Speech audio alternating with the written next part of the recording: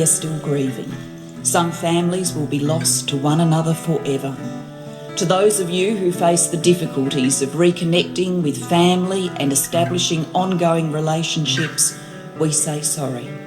We offer this apology in the hope that it will assist your healing and in order to shine a light on a dark period of our nation's history. To those who have fought for the truth to be heard, we hear you now.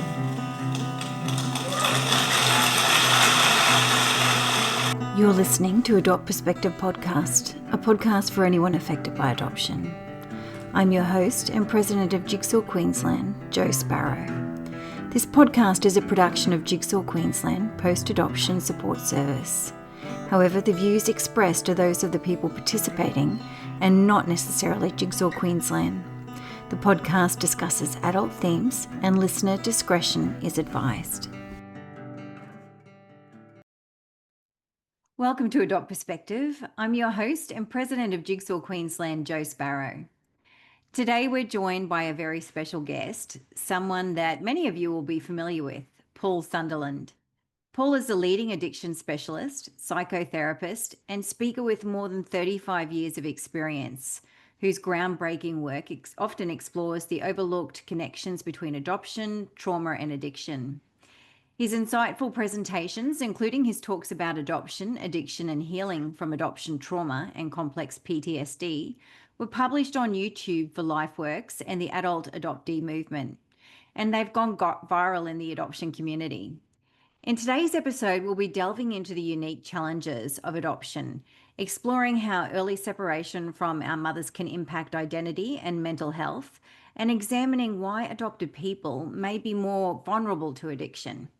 We hope this episode reaches not just adopted people, but also parents of loss to adoption, adoptive parents, therapeutic professionals, and anyone working in or connected to this space. It's my absolute pleasure to welcome Paul Sunderland. Paul, thank you so much for joining us today. It's really nice to be here, Jo, and I've enjoyed getting to know you, and I love talking about this stuff. It's sort of co-creative for me. It helps us think together about something that's so important. Thanks, Paul. So could you start by sharing a bit about your background and how you became interested in exploring the intersection of adoption and addiction? Okay, so this is probably a big question, and I'm one of those people that can just carry on and in my answer, so I'll get carried away. So please feel free to just bring me back. Um, I trained. I was interested in addiction. Actually, my personal story is that I was a lost boy. I was a heroin addict who did rehab in my early 20s, and I trained my second career, having got into what you call recovery. I'm not an adopted person. I used to do some volunteer work in a prison for young offenders, and actually a prison quite near the Heathrow Airport in London. So where people, if you'd been caught bringing drugs into the UK, that's where you went. And we had a class with sort of woodwork next door, and I think English is a foreign language the other side. And we did a sort of drug awareness class. And I realized I was more interested in, I felt more alive coming back on the train then than I did doing my other job, which was fairly glamorous actually, but nevertheless, I enjoyed it more. And I decided to train as an addictions counselor in my 20s. I then trained as psychotherapist at the Institute of Psychiatry at one of the London med schools. And I studied psychology. I don't belong to any particular institute anymore. I think possibly for two reasons. One, I think my sort of character is I'm not really a belonger. Somehow I think creativity is on the edge.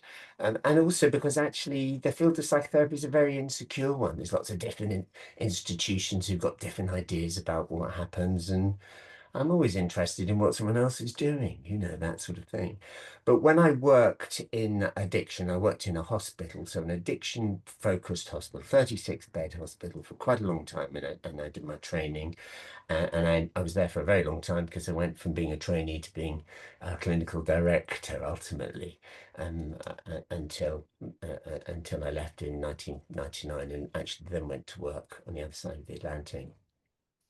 But when you work in addiction, an awful lot of people are also in recovery from addictions. It's almost the sort of thing, it's like, otherwise you might not even think about doing it. You might own a flower shop or something like that. But and I've talked about this before. There's what I really noticed was there were several members of staff who were adopted, and I remember thinking, this is a bit weird. Do you know, I've been around this sort of thing before. What's that about? But nobody was talking about it. And when we did histories, no one was saying, and I don't, you take a social history, but I don't think anybody was really interested in what happened at birth or in early years or indeed before birth. And it was only really when I was in private practice, working in addiction, had become, and working also as a psychotherapist, and we're getting people coming along with what I suppose in a way we call love addiction, although that's not a class, recognized classification. People understand that. It's about a hunger for attachment, essentially. And there were quite a few people who you take a history and they'd say at the end, and by the way, I was adopted. And you start to think, oh, wait a minute, I think there's a connection between what happened at the, I mean, it's obvious in a way now, isn't it? You look back and you see this stuff. There's a connection between what happened at the beginning of life and the difficulties that we get into, today, that our brains are still operating on old information and in a sense, rightly. But if that information is traumatic, then it's going to operate in a traumatic way. So I think that's part of it. I also became, I will finish this question in a second, but I also became really interested in, so why do some people who want to get well, and others who want to get well don't? And realized that the received wisdom when I started training in the 80s was addiction was a standalone disease. No one thought you would just catch it like you might catch COVID or something, but nobody really. I think the fear was that victims don't recover, so you don't look at the past, you take responsibility today. It was a bit binary, and we'll probably talk about all of that. But the truth is that there are certain groups of people um, who really struggle to get well, and there are groups of people who are overrepresented. And there were two things that I recognized working in hospital settings. There were two groups that were really overrepresented. One was adoptees, and of course they are overrepresented in mental health. The other, actually, working in the UK, we have this very peculiar habit of outsourcing education and indeed childcare. The middle classes do, to sending children to boarding school. And there was an awful lot of people who'd been sent away to boarding school age 7 or 8. I think we've got to start thinking about that. And also understanding that recovery from addiction isn't just about abstinence, that addiction is pumping iron. And if you stop addiction in one area, we'll talk about this, I'm sure, addiction is a disease that migrates and will show up somewhere else. So at some point, you need to be thinking, what happened before? What is it that made an addiction an adaptive response? Why did addiction make sense for these people? Anyway, It's long fascinating. I'm long glad answer. you gave Sorry me the about that. long version. That was good. So, your Sorry. presentations that you've done on adoption, trauma, and addiction have really resonated for so many people in our community. Are you aware of the significant reach and impact they've had? Like on YouTube alone, these talks have had over 182,000 views. That's when I last looked. So, it's probably more than that now. And what kind of feedback have you received from the adoption community? Well, I'm always slightly embarrassed about it because it just feels like I'm just a guy who's trying to make sense of things. And it's a bit like you said at the beginning, if you've got Paul's got 35 years of experience, and some people, I do a lot of presentations, and people tend to read CVs out, don't they, when they introduce you. But I often think the best introduction is, Paul's been hanging around trying to work out what on earth is going on, you know, and it's probably over 35 years. It comes a point, doesn't it, where you have a certain amount of years and it gives you kudos. After a while, somebody says, don't you think it's time you retired? If you get 40 years. But the answer to your question, is that actually you mentioned it when we were having a chat the other day about the numbers. I think, gosh, you'll have a look. And it's just occasionally one does. I'm as vain as anyone else, but I don't spend a lot of time looking at the stats. And this is just one area of what I do. Um, so I am aware, but I also get an awful lot of email. I'm quite hard to get hold of, we don't really have a website, or I don't have one. And so, but I do get a lot of email, and people are really generous with their information. And the difficulty we've got to now is that there just isn't enough time to reply. Mm, And I'm really moved to be trusted. And people often say, "Gosh, this really made sense to me." And of course, what hurts, but touches you is you're often talking about people in the second half of their lives who are mm, saying, "Gosh, this makes a sense. Why have I had to wait so long?" mm, And so start to have a feeling of responsibility for that. I mean, very occasionally, not actually directly, somebody makes some comment on a talk that I've done that usually, as people do, says, "This man's full of shit," usually is what it says. But that's very rare. I'm glad that's rare. And occasionally and people say some things that are quite challenging, particularly around the politics, because I'm afraid I came into this with thinking about the impact on the nervous system. I believed naively that adoption I believe the received wisdom. There's a triad. There's an adoptee, there's a birth parent, there's an adopted parent. I don't think I fully understood actually the impact on society, which is, I mean, in the UK, over 200,000 mothers had their children forcibly taken from them right up until the 1970s. It's just like, what? But actually, we've covered this, so much was covered up. Um, and actually, I've had quite a bit of challenge about, why are you saying relinquished? And, and the reason is I'm talking about the impact on the nervous system, but actually, of course, there's so much politics, and there are people you know, who are literally trafficked, bought, sold, stolen. There's so much stuff around all of this. So I am aware of the impact, and I like the fact that people do communicate because there's a co-creation. I learn an awful lot from the experts with lived experience. Yeah. So you've spoken about adopted people often displaying symptoms associated with complex PTSD. Could you Mhm. explain to us what PTSD and complex PTSD are and how the experience of separation and adoption can result in this kind of trauma? Okay, It's a it's a big big question. question. Yeah. Big question. At first, I think the first thing to say is psychiatric diagnoses are very different from physiological sort of diagnoses. Psychiatric diagnoses are based on clusters of symptoms, observations, reports. They're not based on biomarkers. We're not looking at a rash, we're not doing a blood test, we're not doing a brain scan.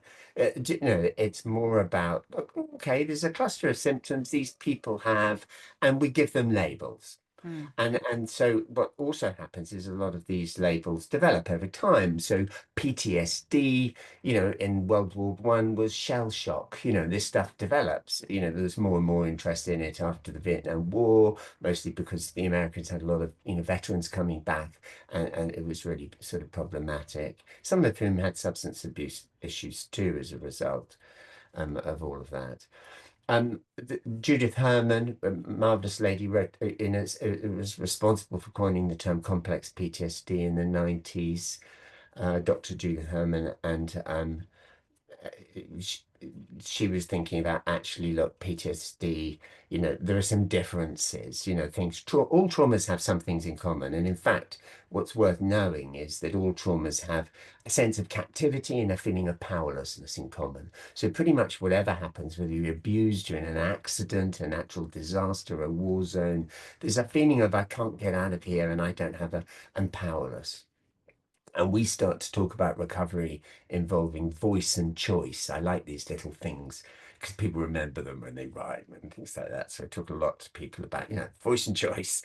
Um, but essentially, post-traumatic stress disorder is when the brain believes that the traumas of the past are still happening or around the next corner. It involves a hypervigilance. It could happen again. PTSD tends to be single incident, although I think if you're in a war zone, you'd probably claim it wasn't a single incident. It went on for a while. Mhm. But complex PTSD is about something that is essentially it's about chronic trauma, often many traumas, and I think for people who have been adopted and have had the wound of separation, um, uh, and often multiple separations. We're talking about chronic trauma in so many different ways over time. So complex PTSD tends to be chronic, enduring, childhood, developmental. That's great. That's actually the short answer. Yeah. I mean, And we can talk that's about great. the simple symptoms. Yeah. No, that's really good. You really simplified something that's incredibly complex. So thank you. So you've discussed the concept of the primal wound and how early loss can impact the brain. How does Mhm. this make adopted people more susceptible to addiction? Okay. God, I love these questions posed in so few words. It's just enormously complicated. Um, Uh, Well, I mean, there's so many things about w- we are born with. I don't know how they know this, but it's something like people talk about 86 billion neurons, somewhere between 86. Why they say 86 or 85 billion, I don't know. But we're born with all these neurons, and what happens to us over the period of development is those neurons try and join up together and make sense of the world. So that's one of the things that happens, and it particularly happens in the first sort of 7 or so years of life, Mm, which is why I think the Jesuits used to say, "Give me a child till they're 7, and I'll yeah. make the man," it's something like that. I Uh, have seen the documentary, yes. okay, so there's a lot of truth in that. Those early experiences form the foundations. They're the architect of the brain, but actually they're the architect of the nervous system, and that's the key thing. So, there is some stuff about early life adversity. There's quite a lot of research. So the amygdala develops sometime before the hippocampus. The amygdala is our sort of early warning system, as you know. It's the smoke detector, what's safe and what isn't safe. The hippocampus, which actually is more responsible for mediating time and when things happen, develops much later. So particularly if you've got early life adversity, it's quite hard to actually say, well, that was then and this is now. Yeah. So that's one of the problems. Then, if it happens now, and we can talk about this and give examples. I'm afraid it's rather a British example. I was talking about one of the motorways that surrounds London. But, if you have a terrible car accident, you will remember a time you could drive a car. You might not want to go anywhere near where you had the accident. You may feel a bit iffy about it, but you did know that you did. But for brain development, there are these three things, and the word primal actually, Nancy Verrier's, it's a term that's been used in psychology before, but it was a great title, I think, for Nancy Verrier's book, The Primal Wound. Um, because it's primal in the sense that there is no pre-trauma personality. I often talk about that, which is why so many people with these difficulties tend to think, well, it's just me rather than it's something that happened to me. We're talking about people who are lost in transition, I think, to play on the film, lost in transition because there was nothing before. There's no pre-trauma personality yet. There's this enormous wound that probably starts happening in the third trimester anyway, of pregnancy in terms of being felt, in terms of what's gonna happen next. So we got a trauma, there's no pre-trauma personality and it can't be recalled. It is remembered, but it can't be recalled. And so we tend to talk about, the issues are in the tissues. It's felt rather than thought about. I love that. The issues are in the tissues. I have to remember that one.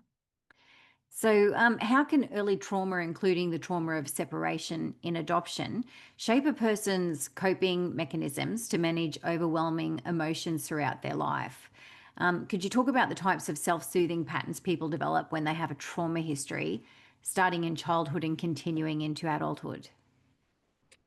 Yeah, that's an interesting question. I don't know if I've given it enough thought.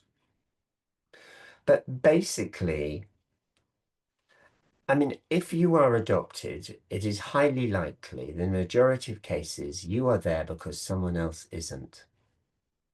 Somewhere, somebody has been unable to live without a child. What isn't talked about is felt.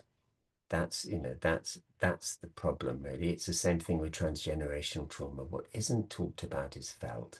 If it's not talked about, it's not processed. So we're talking about people who have a real sense of like there's something not right here that absolutely isn't talked about. And the reason I'm just saying this bit in response to your question is that really gets in the way of what we call co-regulation. Hmm. Co-regulation is that development, that co-created between two people, but at the beginning of life tends to be mother and baby, that co-created sense of safety and belonging, a genuine full-on welcome. I mean, as it were, and you belong. And when you start treating people, and particularly people with addiction, one of the things you hear very often a few months in, particularly if you're doing group therapies or people are getting well within group situations, which are massively co-regulating, is nearly everybody ends up saying, "God, I really feel like I belong here." Do you know? And you think if you have to remark on that, that says something about how you felt before, don't you think? Yeah. Yeah. I did not.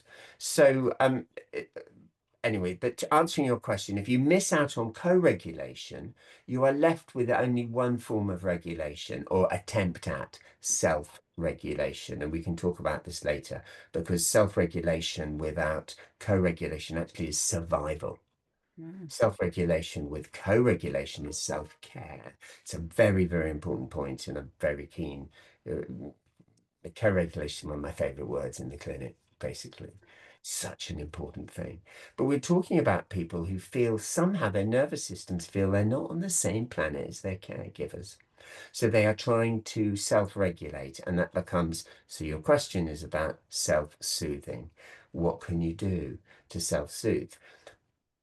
Anxious children bite nails, suck thumbs, rock, tend to sort of freeze a lot because you can't fight and flight, that's for sure, and you can't really engage and negotiate. So there's an awful lot of freezing, which has an incredible impact actually. Then nearly all people with early psychological wounds have gastrointestinal issues because almost the whole system freezes. And you hear about IBS, because the baby's world is all about poo and vomit, wind. Yeah. Do you know, that's where it all goes. But so you've got some classics, some sort of thumb sucking, sort of soothing. Later, you get an awful lot of sort of genital soothing, boys and girls. Awful shame about all of that.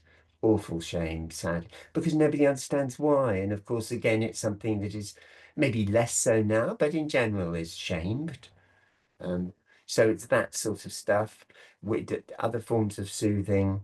I mean, it's quite a high incidence of stealing amongst adoptees.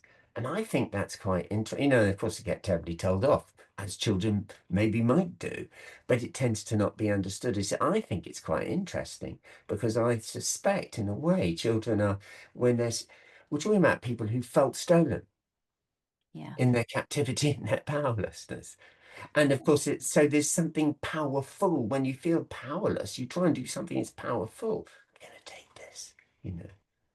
It's that sort of thing. You probably think, I don't know, if you've got some ideas or other things that come to mind for you. Oh, I'm just really, it's actually just resonating so deeply with me because I remember listening to one of your talks where you spoke about exactly this and the different types of self-soothing that adopted people might, they might do.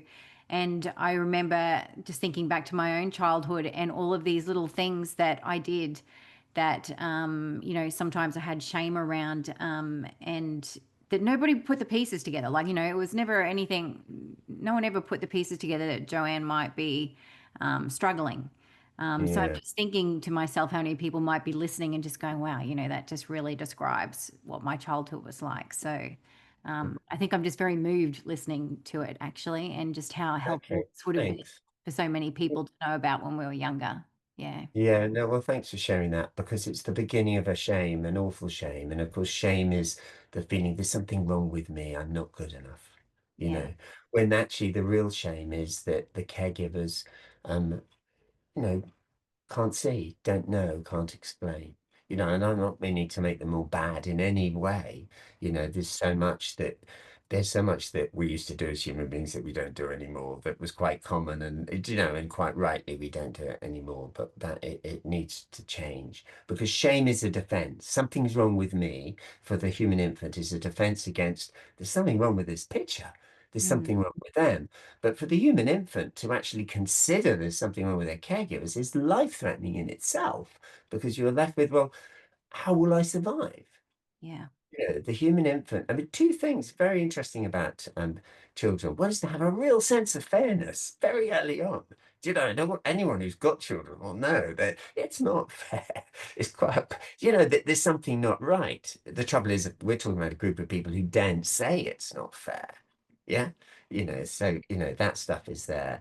But the other thing is the human infant knows without care, they'll die. It's Yeah. instinctive. So there's all that sort of fitting in.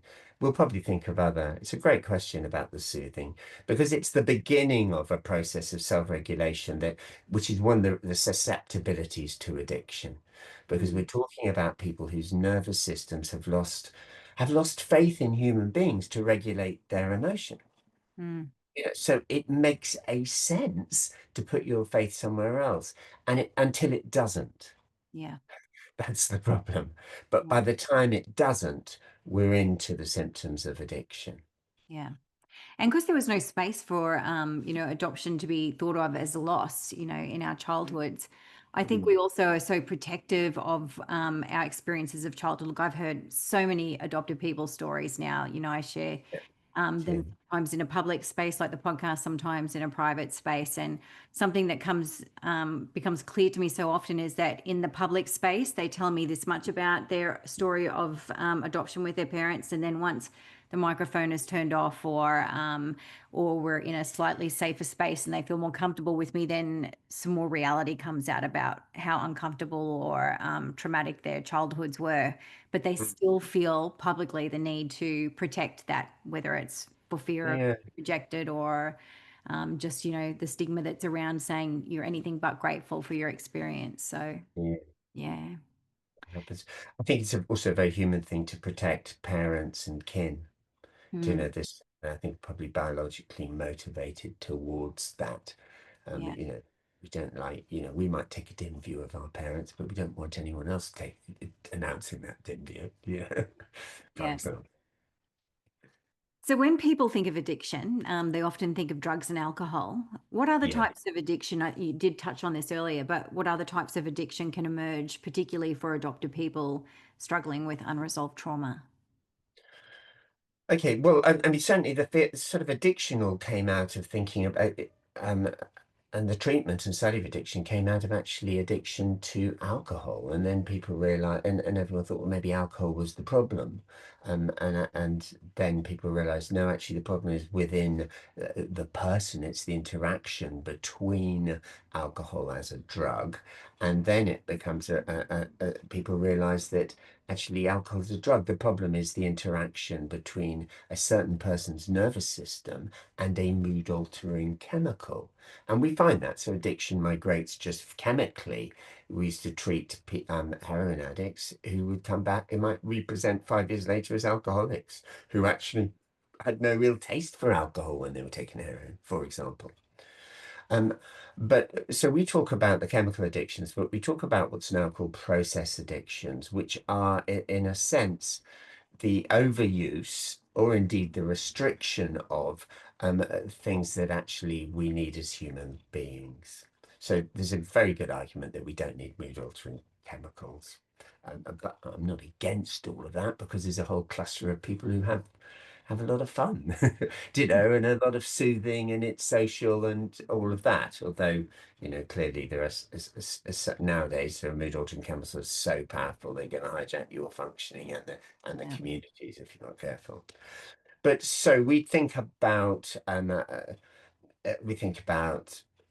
the need for sex, for example. So people develop a sex addiction. We talk about the need for love and relationship, so-called love addiction, so-called codependency.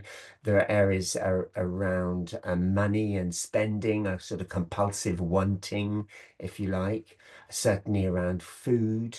Addictions around food, addictions around busyness. It tends to be called workaholism, but that's yeah, and people think of workaholism being a badge of honor. Workaholics that can't stop being busy. That's the truth. There's so around sort of adrenaline, if you like. There are those issues. But I think the other thing to think about with addiction is that addiction, because actually addictions are, everybody's heard of fight and flight and freeze, and we add the fourth F, because again, I like these simple things, which is called fawn. Basically, most addictions are either a flight or a freeze. So addictions manifest in two ways. One is I can't get enough of what I don't need, hunger for it. The other is I'm going to restrict my need because then I won't be in pain. Mm. Which we would think of as an anorexia. So we think about food, which is an easy one, and everyone thinks of anorexia being around a restriction around food. There are compulsive overeaters. Somehow I regulate my mood by eating, and it makes a sense. When we are eating, if we are chewing, we're sending a message to the nervous system that, well, we're not under attack, so we're having a meal. Yeah. When does anyone under attack have a meal? Do you know, it is calming. Yeah. And so it's an attempt, but of course you never get enough because you're trying to get today what, with complex PTSD, what actually you needed a long time ago. But the brain can't really separate the fact that, this is now, and that whole the hippocampal timeline stuff. But we've also got to then think about the other side of compulsive overeating that might be, an anorexia, which is, actually, if I restrict my need, then I can't get hurt. Hmm. Now, what we find, or if I can just get it perfectly right, which is the orthorexia from the Greek, ortho meaning right. If I can just get what I eat right, then I will be okay and survive and survive. So the anorexia, if you like, is seen as a freeze. The it's not quite as simple as I'm saying it. So maybe we should just focus on every addiction has a sort of I can't get enough or I'm going to restrict. The same with love or sex. There are people like I cannot get enough of this, and that's part of the markers. We talk about a preoccupation, a loss of control, a sense of withdrawal when you stop, an inability to unsuccessful attempts at control, continuing to do something despite harmful consequences. But you also get and people who are sexually anorexic. I'm just going to absolutely avoid it. I'm not going to allow myself that very human need for skin on skin or the oxytocin that comes from, being at one with with another. Financially, people have, if only I can just, if I can just get this, then everything will be okay. It might cost me ages and it'll be on a payment plan and I'll forget the fact that I probably would have paid 20% more by the time I paid them back, but I've got to have it now. Or I'm not going to need anything. I'm going to be needless and wordless. But both of these end up being addictions. Yeah. I don't know if we're So much making to think sense here. about. Yeah. So you mentioned in your answer codependency. So what can you tell us about codependency and adoption? Okay. Well, first of all, I think all addicts behind all addictions is a codependency. But codependency, again, this is not in the Diagnostic Statistical Manual, of the American Psychiatric Association. It's not in the ICD, International Classification of Diseases. Codependency is a term that makes so much sense to so many people, but it's not actually an official sort of thing. Again, it's based on clusters of symptoms. Mm. But codependency is the management of anxiety through relationships, if you like, with other people, how I manage my anxiety when I'm with you. And typically, codependency is probably what people used to call sort of people pleasing. It's about, and we call it the fourth F, the fawn response. It's a faux engagement. It's an aligning, an appeasing. I will keep myself safe by putting you at ease. Actually, one of the people who didn't coin the term, but Pierre Melody wrote a book about codependency in the 80s. It's quite famous. Actually, I think we've moved on a lot from that. And she died about 6 weeks ago.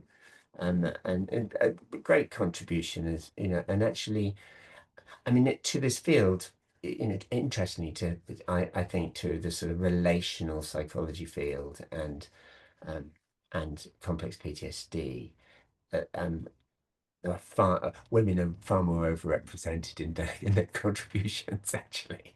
This is really interesting. But I say that because Pia Melody, I've been reminded because she died, and I remember she said to me, codependency is like, you need to think about it, Paul. These people are setting themselves on fire to keep someone else warm. And Yeah. I mean, it's a bit extreme, but I was like, anyway, in honor of her, because she, who died this year, I just think that's at its extreme. I will subordinate my needs to keep myself safe as long as you're safe. And it's a fawn response. Mm. Now, again, for adoptees, which is why we're talking about this particularly, it's a bit like, the human infant. Well, as in anybody, you walk into a room, well, how do you have to be here? What do you have to do to fit in? But we're talking about people, what do you have to do to survive? This is Yeah. about survival. Without care, I will die. I don't have choices. I can't fight this. I can't say, oh, by the way, I'm going to pack my bag. I'm going back or I'm going somewhere else. Do you know, Yeah. there's very little. You've got a freeze response and then you've got a bit of a fawn. I'll fit in. And somehow, if I keep everybody happy, then, I'll be safe and secure. And what's more, if I don't keep them happy, I might get given up again. Mhm. Now, none of this is really thought about. These are what we call unthought knowns. They're below consciousness. They're known, but they are thought, and they're part of our sort of driving system. So, Yeah. again, we're talking about people people that are adopted and believe, and of course, it's not just adoption. It's not just a sort of the nervous system doesn't feel I've been relinquished, even if because it can't. The nervous system for an infant can't say I've been stolen or forcibly taken or sold or trafficked. I mean, it just can't do that. The experience for the nervous system, I've been given up, which means that that's the trauma. Then I could be given up again. So what do you have to do to fit in? And the feeling is, look, I think we're on different planets here. I've got this experience. Nobody's validating it. Well, I must be wrong. Let's keep people happy. Now, Yeah. there is another codependence. So that codependence is in a way, is the fawn response. The other codependence is the fight response that most codependents don't like admitting that they've got.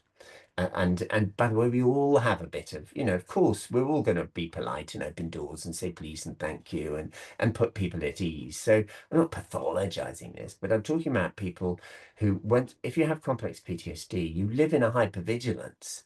The problem is that this response doesn't get turned off. A nice response, you and I met, a couple of months ago, and we were quite polite to each other, and that's part of how we regulate it. But, we're talking about people who can't stop doing that, even if we had some major disagreement, which, you and I have yet to have, Joe, but there was, do you know, it's just like they Let's not can't have really, one.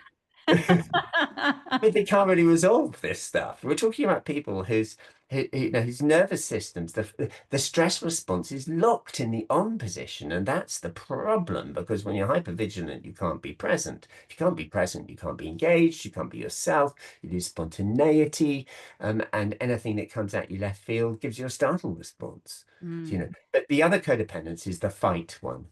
And that is people who manage their anxiety by putting the other person at dis-ease. And actually, and very often codependents end up in relationships. Fawn types end up in relationships with fight types. So the fawn type, if you do couple therapy, will be saying, I just can't get it right for him or her. Whatever I do, I can't get it right. And the fight type is, they can't get it right for me because they never will. I feel okay by making you the problem. You will be the explanation of my difficulties. Mm. And it's very difficult without explanation and help for people's nervous systems to do that. But Yeah. that's the codependence. It's not safe. I can't. The opposite of codependence is, in a sense, is co-regulation or co-creation, if you like. but we're talking about people who can't do that because all the time, for people with early wounds, psychological wounds, I mean, people are exhausting. Mm. Their batteries, I observe these people, their batteries get drained very quickly. Yeah. Yeah. I'm just thinking too about, and it probably leans more into identity, but how to remain in the family and to be safe, not to be given away, even if the family's not that safe. Adoptees who already struggle with identity because we're not mirrored or anything in our Yeah, families often yeah. mask because it's not safe to come out and sort of show how you're feeling about it, anything, even if you don't know what you're feeling. So we're often masking and, choking ourselves, I guess, by not being able to say what we're feeling, which is very hard when you're trying to build identity. Oh, absolutely. No, well, you've put that very well. Because everything comes second, the building of identity and who am I and what do I really like? Mhm. Right down to, how do I like to dress? What music do I like? What's my favorite dot dot dot. All of that comes second to survival. Yeah. So on that note, can you speak to the long-term impacts of adoption trauma on identity, self-worth, and emotional regulation? Well, identity is an interesting one because, of course, I mean, every person who's been adopted has a different experience. And there are some very complicated ones in terms of transracial adoptions, and very often the people have been trafficked and sold, where the children are treated like, well, the objects that can be owned, if you like. And that has, there's a loss of culture, religion, nationality. Very often, if you come from one country to another, you lose your right to have a passport for the country that you were born in. Do Mhm. you know, these things are awful. And you end up feeling like, well, where do I? So there's a real, well, where do I belong? Because the truth is, whatever anyone says, it's the nervous system at the end of the day decides about belonging, not what somebody says to you. It's what you experience. So there are issues. I'm slightly losing. You may have to repeat your question, but uh, but in terms of, do you mind repeating it? I'm sorry Yeah, to do that. the long-term impacts of adoption on identity, self-worth, and emotional regulation. Okay, so I was addressing identity really then, Yeah. in terms I've lost my culture, my language, my religion, and it's a sort of this, it's like a sort of forced assimilation really, and all of that. The impact on regulation is that, if you don't develop faith in human beings to regulate your mood, you are going to fall back on self-regulation, and that is going to be in the interests of survival and is likely to be addictive in some ways. It's a belief, if you like, it becomes a sort of compulsive, a belief in, if only I can be self-reliant. So it becomes almost like a compulsive self-reliance whilst holding a fantasy of perfect care that somewhere out there I could get what I wanted. Maybe if I could just get myself right, I could get the love and the safety and belonging that I had. So into regulation goes, uh, we used to talk, I mean, you'll know, people talk about all the time about attachment theory developed in the 50s and 60s, which now, of course, seems very obvious that, human beings, human infants need attachments, people who are in proximity to them in order to not just be sort of kept warm and fed, but to be safe and to develop. Um, the neuroscientists actually started, Alan Shaw said this actually, said that in a way, maybe we should call attachment theory regulation theory.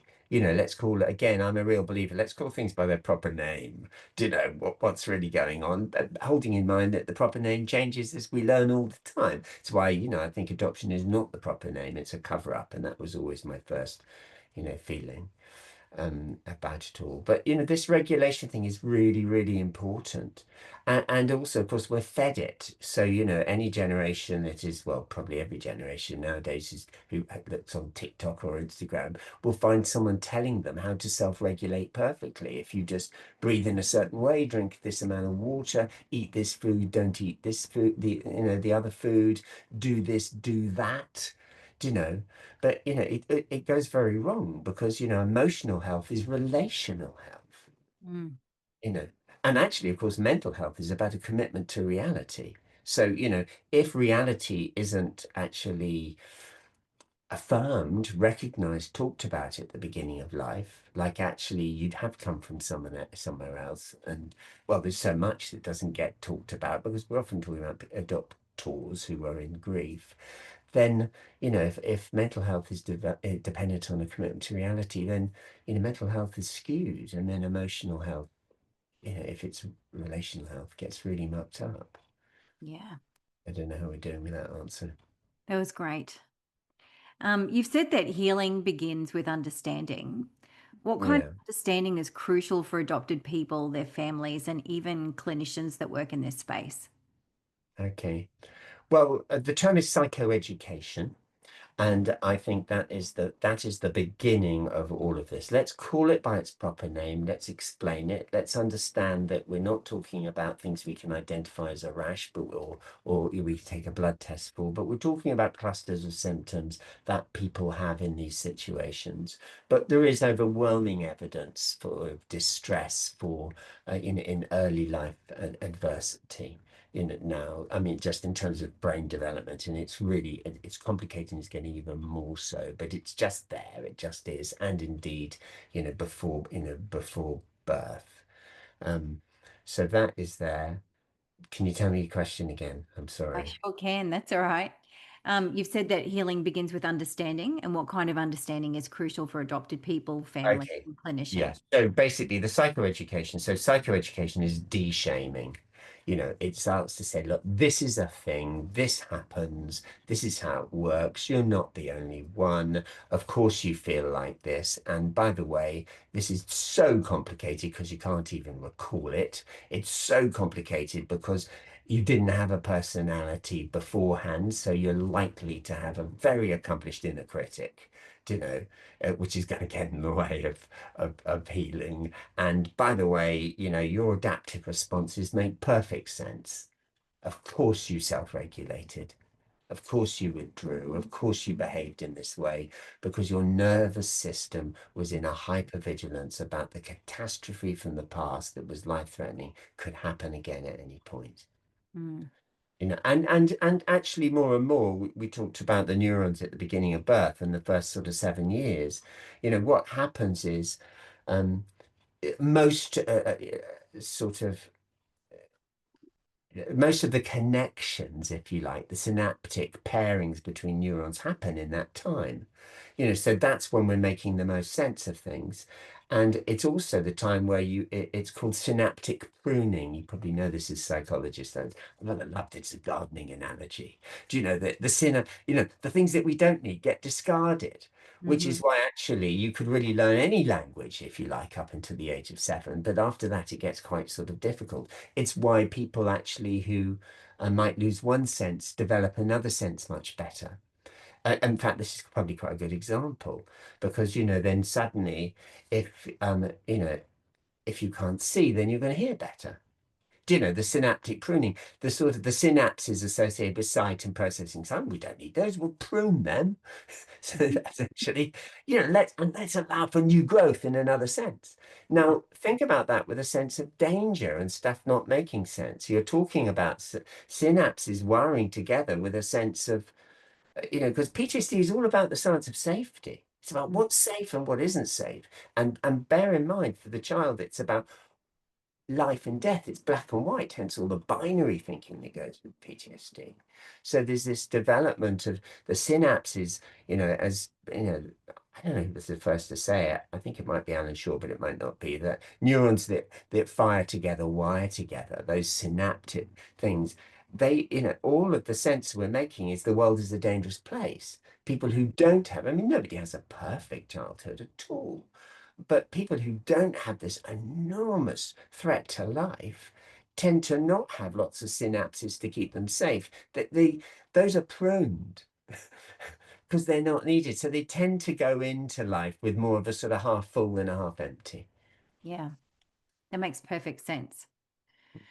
So you've emphasized the importance of specialized support and understanding in therapeutic settings. Yeah. What does Yeah. effective therapy look like for adopted people struggling with addiction? So psychoeducation, I think it involves also teaching people about co-regulation. So Mm, I'm a big believer in group therapy.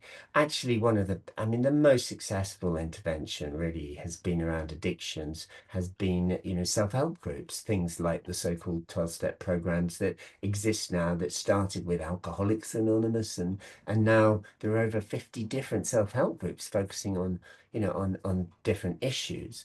mm, That is, a co-regulation. So in treatment, one of the things you do in residential treatment is really trying to give people a chance to try something that they lost faith in. yeah. Let me tell you how I feel, and to realize, or, what I think, and to be heard or to feel regulated. So we're teaching people to co-regulate. It's a second chance.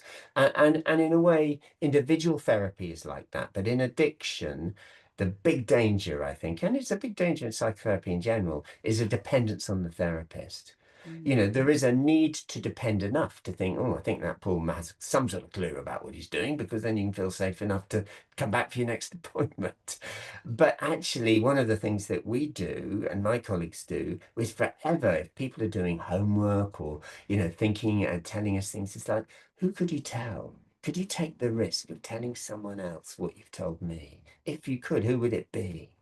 You know, and which is an enormous thing for somebody to do, mm, but just trying to desensitize. So recovery is measured by these uncomfortable actions, trying to form more, synaptic links, if you like, around that. So co-regulation, so education, co-regulation, also mm, teaching people about healthy self-regulation. And one of the big issues, one of the things I'm really into is breathing, and lots of people are, and people have been, and people have known it for ages, chanting, singing songs together, the long out breath, the sigh of relief, and helping people understand if you're hypervigilant, you're likely to be a shallow breather. And mm. it's one of the things I often talk about it around smoking. One of the reasons that I think that smoking is so addictive has nothing to do with the nicotine, which actually in itself is quite stimulating, but you can definitely overdose and die on it ultimately. But it's the out-breath. Smokers, there are two things that happen for smokers. One is, and maybe even more so now, that they have to go out of the office and smoke together on the street. Suddenly there's a co-regulation. We're doing it together. That's quite interesting. But there's also the long out breath, the move from a sympathetic, hyper-aroused state to a parasympathetic. Actually, there's some peace here, sort of state. So we're teaching people to regulate. There are also some interventions, I'm quite interested in things like eye movement desensitization and reprocessing, EMDR, which we now know doesn't have that much to do with eye movement, actually. I think people wanted to really think that it was, but just sort of techniques for sort of bypassing, you know, the frontal cortex, really. But basically, I think giving people a sense of I can't trust everybody, but I don't have to be compulsively self-reliant. And actually, the fantasy of perfect care is is a nonsense. Mummy, I hate to say this, but at some point we have to say, mummy is not coming. Yeah, And that's a very, very painful thing yeah. for the nervous system. EMDR is certainly something we keep hearing more about amongst our community and clients that have gone and had some success with EMDR. And certainly the breathing thing, like I've poured probably a lot of my time in the last 11 years to, figuring my own self out. And I think Right. the last thing I need to really work on is relaxation because, I have lots of issues with cortisol and how my blood sugar reacts to it, that kind of stuff. So, and breathing, for some reason, meditation is one of the things that I really put off, even though I know it's probably what I need to be doing. Yeah. I hear that so often. I really get that. Yeah. And I think that's why, back to psychiatric diagnosis, and clusters of symptoms and not being able, they don't have biomarkers. There's an awful lot of people who are diagnosed with attention deficit, ADHD, for example, or ADD, who actually probably really just have it's a complex PTSD. It's not just a difference in the brain, it goes much deeper. Deeper than that. But we are talking about people whose nervous systems are in a hypervigilant state.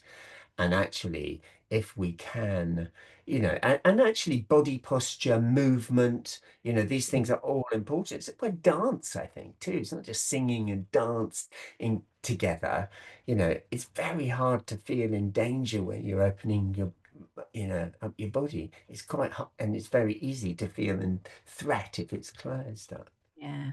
Again, Yeah. why things like yoga, Pilates, these things are all just very good. And if we can persuade our bodies, that actually things are safe, we can persuade our brains. That's what they call bottom up, body to brain, but as well as understanding stuff with the psychoeducation, it hopefully becomes sort of brain to body, top down. Yeah. Yeah. And I think whether we seek out and use professional support services or not, we do have agency as adopted people in our own healing too. So, Yeah. how can we help ourselves? Well, I think some of the things you've definitely thinking about sort of educating self around this stuff, and there's more and more information out there. And one of the reasons I'm just happy to have a good natter to you, Joe, is because there are people like you who said, look, actually, let's get the info out there. Yeah. I often think I should have a book at least to get some sales or something from this, but We'll actually at buy the them. We'll buy your book, Paul. end. But at the end of the day, actually, I just prefer to just talk because somehow I'm that sort of person. And I do have to keep my enormous family of consumers, but I do have a clinic and, the other form. But just I think, picking up on the information that's out there, really understanding this business that you have to co-regulate. You can't, if you're just self-regulating, trying to get your breathing right, you're going to go mad because you're going to go down this line of, oh, I've got to breathe for 4 breaths and then this and that, or 5 seconds or hold my breath, or, and you get this orthorexia which is a flight routine. If only I can just get it right, then everything will be okay. And you go bonkers because it's never quite there. Um, so really, again, co-regulation. I think if you can, if there are groups, and I think more and more there are, and we talk about an adoptee community. There is a community, but there's also lots of difference, and doesn't mean everyone's going to get on. It's not adoptees unanimous.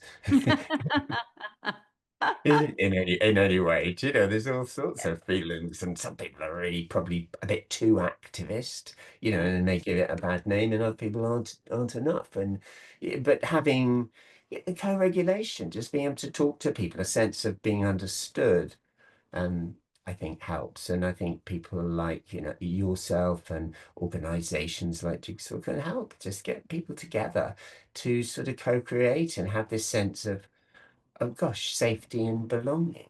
Yeah. And actually having the impact that you guys have had in Australia, I think we're quite behind. I love what you guys are doing, and looking for apologies, recognition. It's starting to happen around the world. In sort of Scandinavia, and something. But we're still way off. Actually, that really actually doing something. But we're on a journey. Yeah. But realizing that by people working together, feeling together, not feeling that they've got to have the same thoughts and experiences, but knowing that in general, a bit like addiction, do you know? I mean, a heroin addict can talk to an alcoholic and the feelings will be the same. What they did to get their drugs might be very different. Yeah. Yeah, absolutely. I always think it's not a one-stop shop. And where things changed for me is I kept wanting someone to fix things for me. And I kept trying to stuff information and stuff, in and expect it just to heal. Then I started Yeah, to realize, no, it's not just one spot. And I actually have to be active and I have agency in this. And I need to be willing to look at more than one thing and find what works and be prepared for the fact that there's no full stop. And you're healed and it's all better. Like it's lifelong issues and you just need to build your toolkit and keep marching down and you get more resilience as you learn more tools to help yourself as you go along. Yeah. I like that because the danger is it becomes a flight response Yeah. to trauma. And flight is when you think about flight, obvious flight animals, things like horses, where, there's a sense of present danger. If I can just get over there, everything will be okay. Yeah. And it becomes this, if I can just get this right, it will be okay. But you never actually get there. At some point, the healing is in the feeling. It's another thing. That's the point. The healing's in the feeling. Recovery is measured by uncomfortable actions. We have to be just, pushing ourselves in all areas of personal growth to do something that actually is, if it's uncomfortable within a window of tolerance, Mm. then we can start to make changes over time. But we also have to bear in mind that these early years of life, and it's not just the whole idea of loss, it's also what happens in adoptive family. And there's a whole range of experiences, that happen there. And there's some terrible abuses and very high incidence of sort of suicide because people are feeling, really what's the point? I'm so so misunderstood. Yeah, yeah, absolutely. I'd hate to take a survey of my loved ones and what it's like to have been around me and supported me through my whole life, and whether I might not like to hear what they have to say. But I'm wondering what you can tell us about the role of adoptive parents, biological parents, and loved ones in supporting adopted people, particularly around addiction. Well, I think each of those three groups really are deserving of real support. And I think biological parents and particularly biological mothers have had an enormous wound, and I'm sure you see that. I certainly do, and people will say, not a day goes by, something very, very, anti-biology has happened. Usually, nearly always forcibly, not always, but nearly always. And it's an enormous wound. And um, I said birth parents and birth mothers, but perhaps in particular, again, need some support and maybe again some psychoeducation about the cultural context in which a lot of these things happened, that it wasn't okay, too. Adopted parents, I think the problem with the word adoption, I mean, maybe it's not, it's come to, I prefer things like sort of legal guardianship now, and that's what I hear. There's something about adoption, and the word itself doesn't say it, that can sort of imply sort of ownership, or Mm. as if you adopt somebody in and they are genuinely fully part of. Because actually, I haven't met an adopted person that feels part of. It's part that, if you like, is part of the problem. I don't belong here, and I don't belong there in Yeah, many ways. So I think so much of this is about education, and for some adoptive parents, particularly those that are managing a wound and feeling that somehow, a replacement might be helpful, a replacement for the hope that I had, or maybe the loss that I had. You know, there's there's an awful lot of support needed, but there's no doubt there are babies who need legal guardianship and yeah. deserve that. I mean, one of the problems with actually, I think a lot of the adoptions is the United Nations Charter for the Rights of Children are contravened. If you have a look, you They know, certainly are. Thank you for yeah, saying that. Yeah, yeah, yeah, absolutely. and in many, that's another talk, Yeah, you know, in many of the articles, yeah, you know. yeah. So, how can professionals working with adoptees, so counselors, therapists, social workers, better understand and respond to the unique needs of people of adopted people? Again, it's psychoeducation. Sorry to keep using this term. Oh, it's We just need to talk about it and understand, that thing. I've often repeated it. I think it's a Chinese proverb. I tend to say it is. I don't know otherwise where it comes from, but the beginning of wisdom is to call something by its proper name. Let's do that. Let's know that names change too, particularly in this world where there can be an awful lot of sort of flight response. We're just going to get the right name, or today's name is wrong. We need next week's, and certainly last week's name was very wrong for it all. But to understand we're in a process. But yeah, so let's understand we're in a process, but let's call it by its proper name. Let's really think about it. Let's take in all that we know about neuroscience, and the development of the brain, and this the science of safety, because that is what this is about. This is about the art and science of safety. For you, Joe, it's like what felt safe and what didn't. And mm, this is why binary thinking is one of the symptoms of complex PTSD, black and white. Because, for the infant, or actually anybody being traumatized, it's life and death. Someone comes at you with a knife, you don't factor in if you live or you die. You don't factor in a few cuts. It's yeah. black and it's white. And for the infant, I live or I die. Do you know? So anyway, just this stuff, it's just really important for us to understand this. stuff. Yeah. Thank you. So if you could share just one message with adopted people struggling with addiction of any kind, what would it be?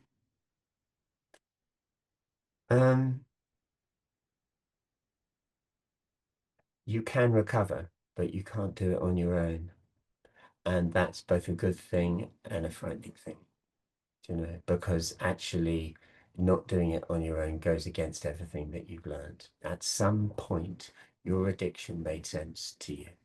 It was an adaptive response to what I suggest was a traumatic stress. The problem is that you actually, this is another symptom of CPTSD, re-traumatized yourself, because if trauma is captivity and powerlessness, I'm afraid so is addiction. You are captive to it and you've been powerless.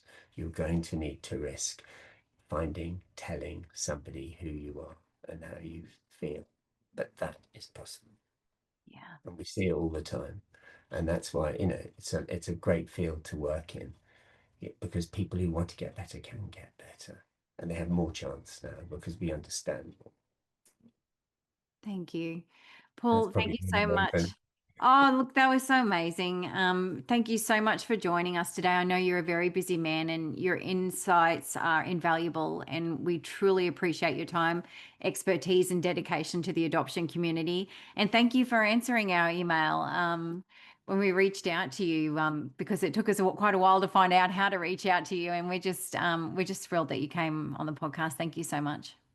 Well, I'm happy to do it. And just, for the record, we started at 7 a.m. in the morning here in the UK. 4 p.m. for me. Much better for I me. am in exactly. So, I am in clinic then. So hopefully that's a measure of how important I think this I view this stuff to be. But I've enjoyed meeting you, Joe. It's been really stimulating, the conversations that we've had.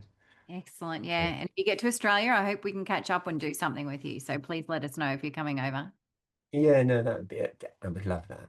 Yeah. So thank you so much. And Yeah. to our listeners, we hope today's episode has provided a deeper understanding of the adoption experience and its impact with addiction. So remember, every adoption journey is unique, and it's never too late to begin exploring your own story. And Jigsaw Queensland's here to support you. And if you'd like to support the podcast, please leave us a review, share episodes, or get in touch, because we'd love to hear from you. And if you've got a story that you'd like to share, we invite you to apply to be a guest on the podcast. Just visit the main podcast page on the Jigsaw Queensland website and complete the prospective guest form.